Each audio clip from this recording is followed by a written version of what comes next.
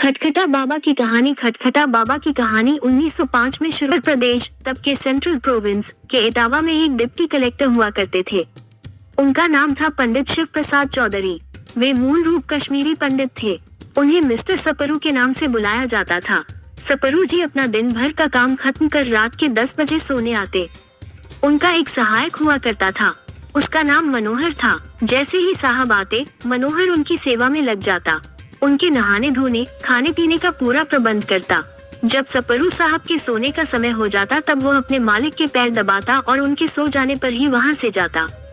उस दिन भी ऐसा ही हुआ। सपरू साहब सोने के लिए आ चुके थे। मनोहर उनके पैर दबा रहा था। तब सपरू साहब ने मनोहर से कहा, मनोहर आज एक कहानी सुनाओ। मनोहर की कहानी। मनोहर ने भी उन्हें कहानी सुनाना शुरू कर दी। एक बार की बात है, एक भव्य राज्य में एक अहंकारी राजकुमारी रहती थी। उसकी बहुत सारी दासियां थी। सभी दासियां पूरी सतर्कता से के साथ अपने कार्य को करती थी। उसकी एक खास दासी थी जो उसके बिस्तर को प्रतिदिन साफ सुथरा करती, सजाती एवं उस पर इत्र लगती। साथ ही प्रतिदिन वो राजकुमारी के कमरे को सजाती। एक दिन की बात है, नगर में उत्सव का आयोजन होना था। सभी दासियों के पास बहुत कार्य थे। इस दासी के पास भी बहुत सारे कार्य थे। उसने सारे कार्य समाप्त कर राजकुमारी की कक्षा की सजावट के लिए पहुंची। अत्यंत थकी दासी ने पूरी लगन के साथ राजकुमारी के कक्ष को सजाया, फिर इत्र भी उनके बिस्तर पर लगा दिया। अपनी सजावट देख दासी अति प्रसन्न हो रही थी। सोचा आज तो राजकुमारी अति प्रसन्न होंगी। दासी को मिला दंड। फिर उसके मन में ख्याल आया कि क्यों न मैं भी एक बार इस बिस्तर पर सर रख कर देखूं कि इस पर सोकर कैसा लगता है। दासी अति थकी हुई थी। साथ ही कमरे में आ रही ठंडी हवा ने मानो लोरी का काम किया हो।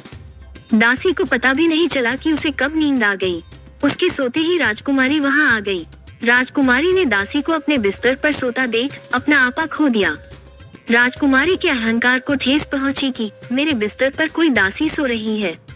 वो चिल्ला उठी, रे दासी, तेरी औकात की तू मेरे बिस्तर पर सोए? तुझ जैसी को मेरे कमरे में आने की अनुमति है, वही पर्याप्त है, और तूने मेरे बिस्तर पर अपने नीच देह को रखने का दुस्साहस किया। तुझे अभी के अभी यही 60 कोड़े मारे जाएं। दासी की माफी और हंसी। दासी राजकुमारी के पैरों में गिरकर जीवन दान मांगने लगी। बोली, राजकुमारी, मैं 60 कोड़े का दर्द नहीं सह पाऊंगी। मुझे माफ कर दीजिए, मुझसे गलती हुई है, परंतु आप मुझे गलत समझ रही हैं।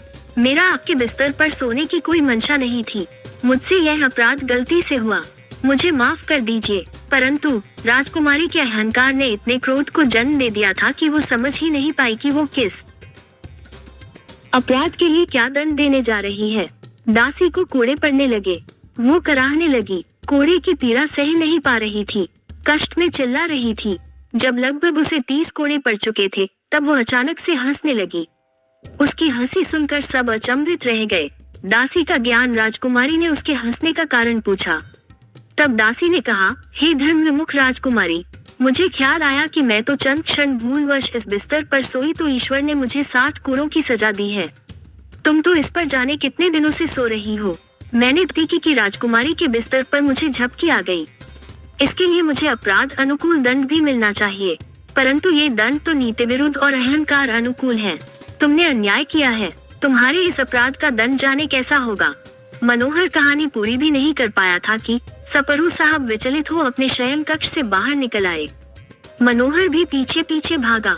मनोहर अपने मालिक से पूछता रहा, साहब मैंने कुछ गलत कह दिया क्या?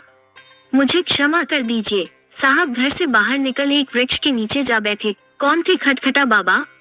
फिर साहब ने मनोहर से कहा, नहीं, तुमने कुछ भी गलत नहीं कहा, अपितु मेरी आंखें खोल दी। मैं ये क्या कर रहा था अपने जीवन में अब तक? मैं भी तो उन्हीं का चाकर हूँ जो मानवता विरुद्ध नीति लगाकर भारत में काम कर रहे हैं। अपने ही लोगों को मेरे द्वारा दंड मिलता है जो अपराध के सामने कई गुना बड़ा होता है। अन्याय तो मुझसे भी हो रहे हैं। मनोहर कुछ समझ नहीं पाया, परंतु सपरू साहब सब समझ चुके थे। उन्होंने अपनी नौकरी छोड़ दी, जीवन से संन्यास ले लिया। अगले दिन सुबह उठकर एक सोंटा, एक लोटा, एक लंगोट, एक जोड़े खड़ाऊ एवं एक गमछा लेकर घर से निकल पड़े। वे यमुना नदी में घंटों नहाते। भिक्षा में जो अन्न मिलता वो यमुना किनारे बसे पशु पक्षियों के साथ बांट कर खाते। फिर वन में भीतर जाकर पूरे दिन ध्यानस्थ रहते।